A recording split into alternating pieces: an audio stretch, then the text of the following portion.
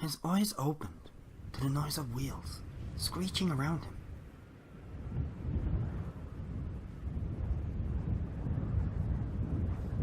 Weaving his wrist from the straps, he peeled himself from the bed.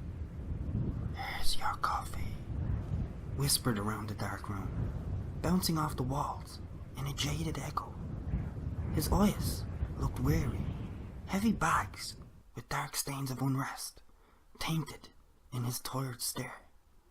"What is this?" the man thought to himself, dragging his legs from the cold slab he called a bed.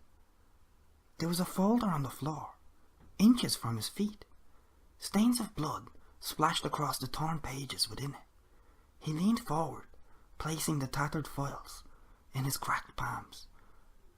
Aaron? Aaron Hitch? He muttered to himself, confused. He turned the pages slowly.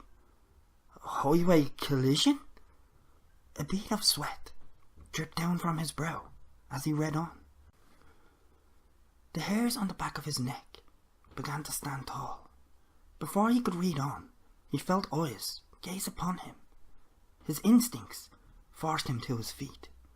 His eyes nervously passed around the dark room with worry. He felt the eyes draw closer. A loud horn echoed from the hallway outside.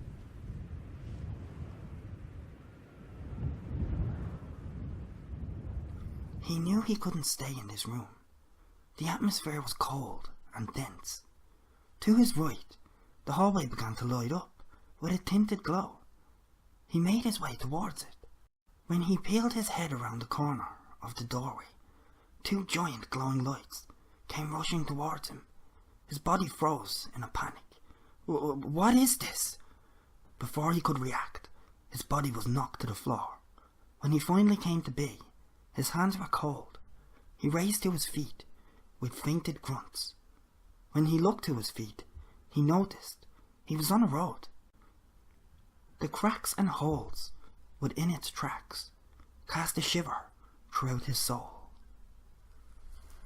Each step he made forward felt like an anchor cascading down through his knees. What is this place? The lights grew thicker up ahead.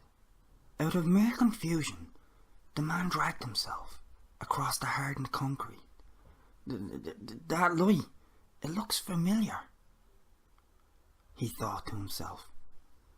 As the glow became blinding, he raised his arm to see if he could make it out. Sirens and a flush of people yelling in horror began clouding his ears.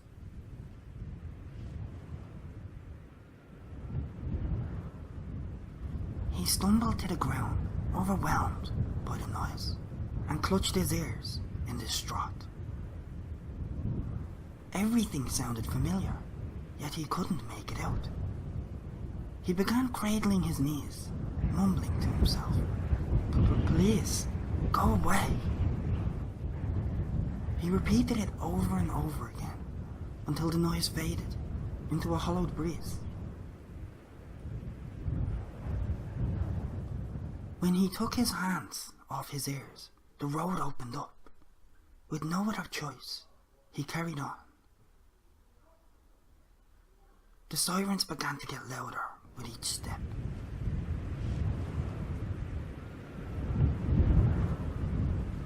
Speckles of bloodstains began appearing on the road, the closer he drew to the light.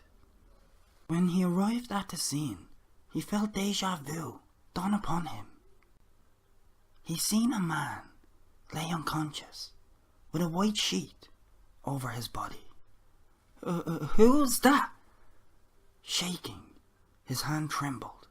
He reached over to peel the sheet back. When the face of the fallen victim became clear, he squinted in horror, for the face looking back at him was that of his own. Before he could react, his world faded back to black. A time had passed since that event. "Is this the case?" said the doctor.